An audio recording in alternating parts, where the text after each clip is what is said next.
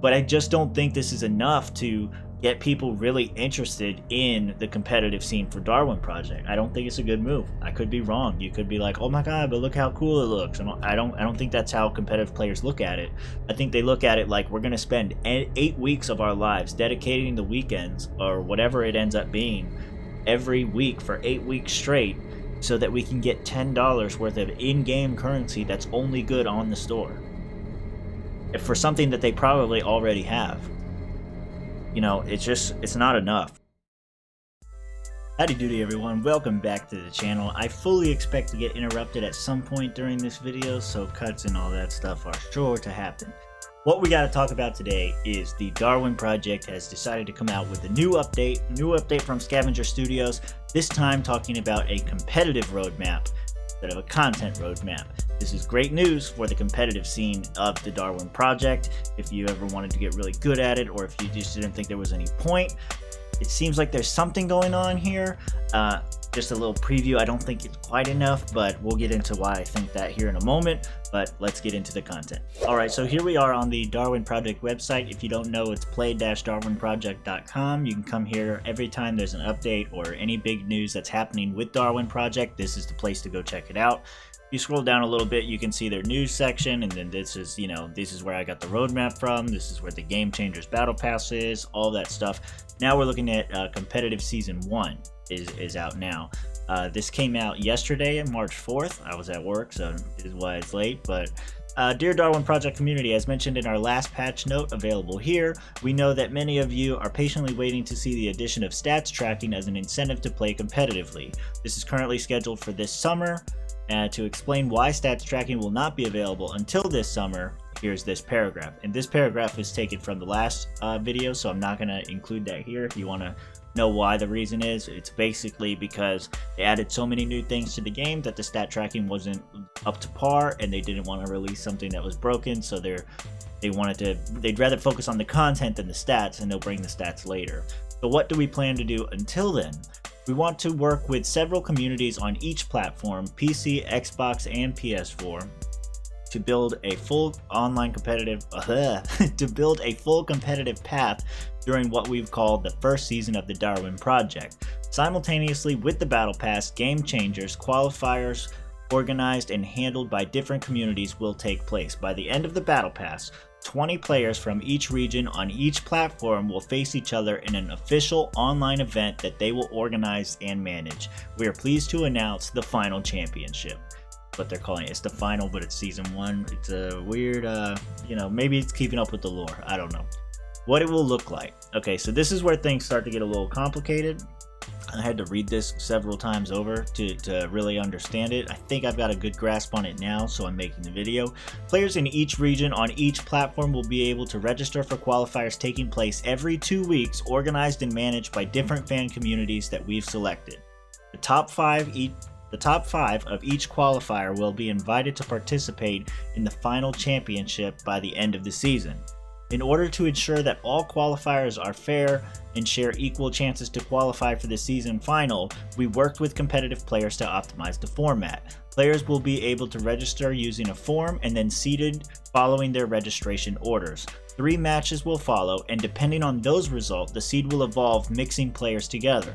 The goal is to make potential matchups impossible to anticipate, offer fair chances to every player, and avoid stacks of full and highly skilled players in the same matches. The 10 players finishing the 3 matches with the best results will then play a 3-match final. The top 5 players will be qualified for the final championship. So, reading that, and the first few times I read it, that's a little confusing to understand. But basically, they're going to have all these qualifying matches. You'll be registered for the qualifying matches in the order that you sign up, and then after the first match, the players who are doing the best will be spread out. I'm guessing that the way that they have it labeled out here, everybody registers, and that generates the first match seed, and then like the top 4 players will be put on the separate matches on the different 4 lobbies and spread them out. I think it's going to go that way, and they'll just keep doing that with based on how you rank.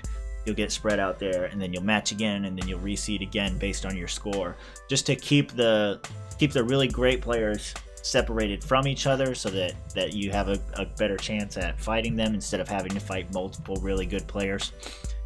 I think it's a good system. It's friendly to players of lesser skill. They'll be getting further.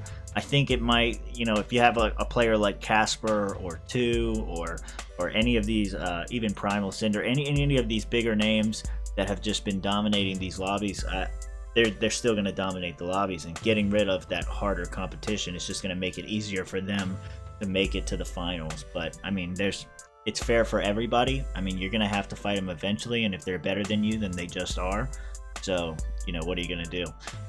Each community will organize specific qualifiers for each region. As soon as 20 players at the minimum register for those regions. If a region doesn't reach 20 registrations, the players will be merged with another region, and those players will have to play all the matches on the hosting region servers. We might also cancel the final championship for a region if it fails gathering enough players for all the qualifiers. Winners of the previous qualifiers will receive their reward for it, but not for the final championship. So that's interesting. It is a little concerning that they are concerned that there's not going to be 20 players from each region.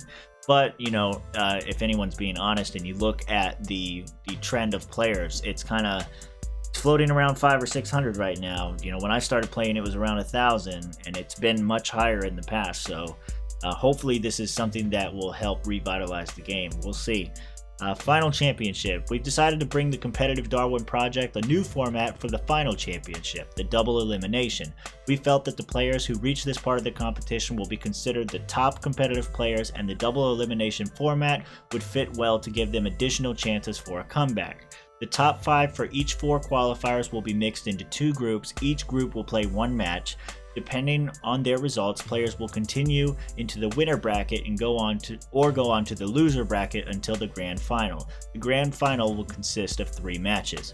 So once they get their top 20 players or whatever it is, top 5 players from 4 qualifiers, 20 players, they'll split them up into 2 matches, and then if you win, you go on. If you lose, you go down, and so on and so on until we get to the grand final, and then the grand final will consist of 3 matches by itself. This is all good. I think this is a good way to figure it out. What I don't know here is, since all these players are coming from different regions, who gets to host the match? Because obviously latency is going to be a problem if you have people on Asian servers going up against East or West servers, or even East and West servers going against each other. Who gets to host those matches? It's obviously they're not going to do like any of these other major games where they fly them all out to the same place to have a LAN match and have a very competitive thing like that. So I don't know how they're going to deal with the latency problem, but that's I guess that's a problem for another time. This is the competitive roadmap. I'll probably throw this in the thumbnail. This is the competitive roadmap. So the final is supposed to be at the end of the season, if I remember right. Let's go back and check before I sound like an idiot. All right, so yes, the qualifiers and all that stuff is happening right now. We're going to talk about that in a second. But if you look at the old roadmap for the content pass thing, the Battle Pass 2 starts at the end of spring, and at the end of April is when the final championship is. So yeah, at the end of this current Battle Pass is when the first final champion will be crowned. So what are the rewards? What do you get for participating in this? This is where I don't think it goes far enough. What are the rewards? For the qualifiers, the 5 winners of each qualifier will be rewarded with 150 ramen and the Wood Wolf Crown helmet, so a special skin and some in-game currency. Okay, fair enough.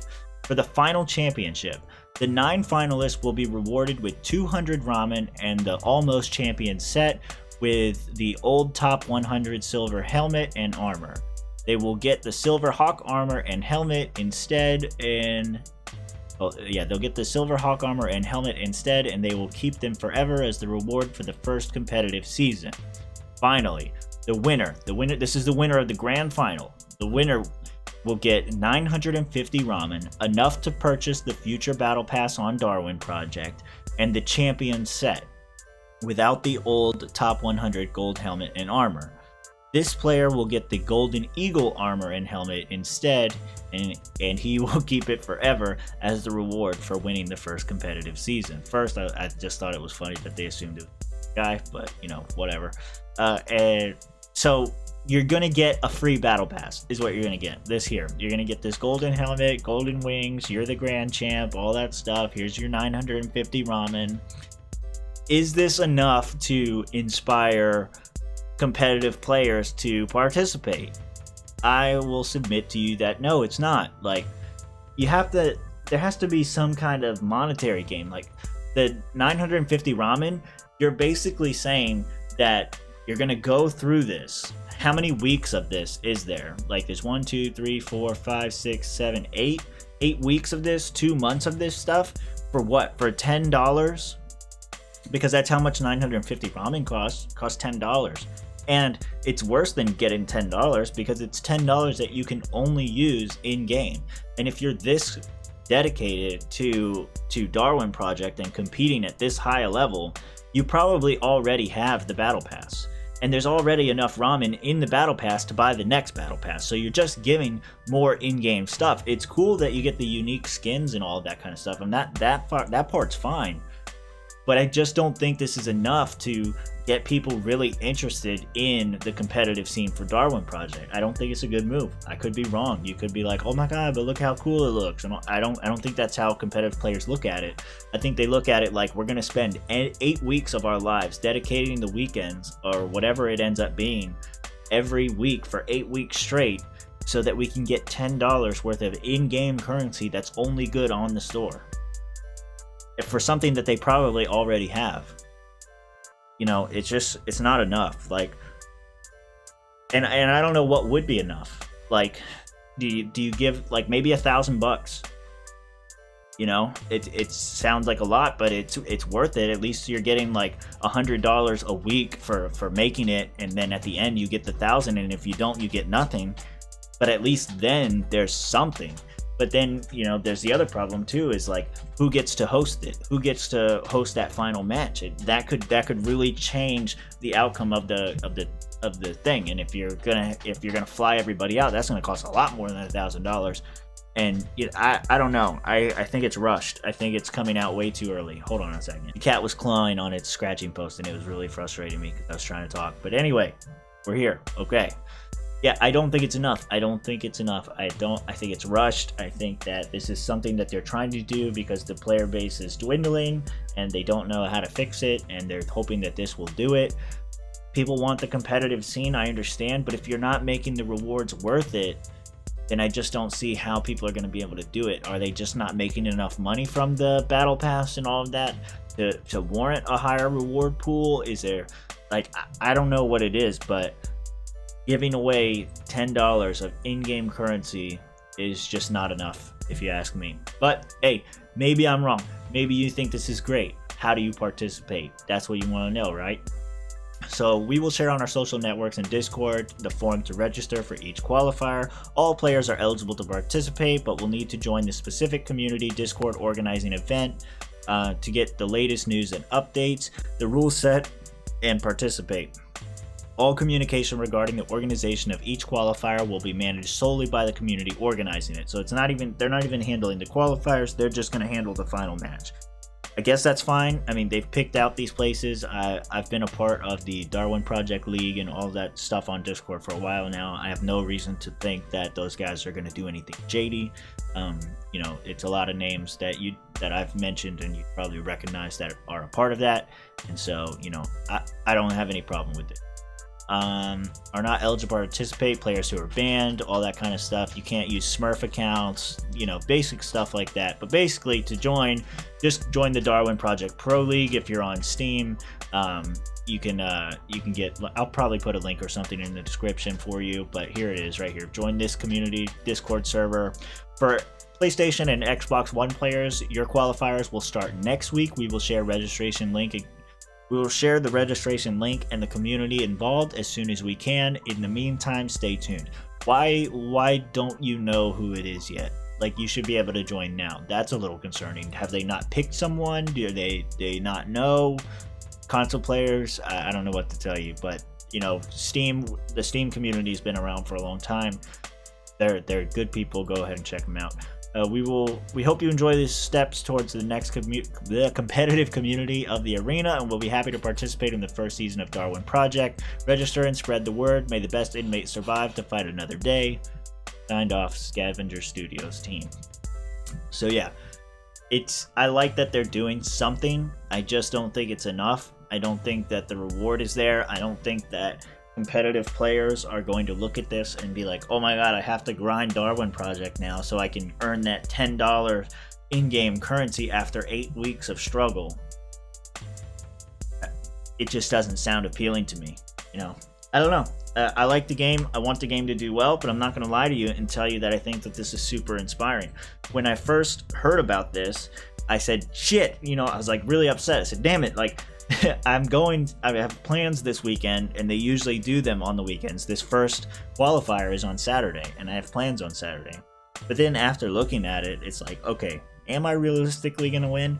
Probably not. All those guys I mentioned earlier, most of the people streaming, they're a lot better than me, okay? I'm not under any delusions of grandeur there. But even if I could compete, which I would love to compete, I don't care if I lose, I just want to be a part of it. Even still, dedicating myself 8 weekends in a row for something that I already have, I mean, it's just not good enough. It's just not good enough. Like, the networking is probably the only reason that I would do it at this point. I don't know. Maybe you feel differently. Let me know down in the comments below. Let me know what you think of the video. All that great stuff. I'm just going to close it out here. I'm not even going to bother transitioning. Hope you enjoyed it. Like, subscribe, all that fun stuff. Check out the stream every Tuesday and Friday, 10 a.m. to 4 p.m. Eastern. And I'll be there. Thanks for watching.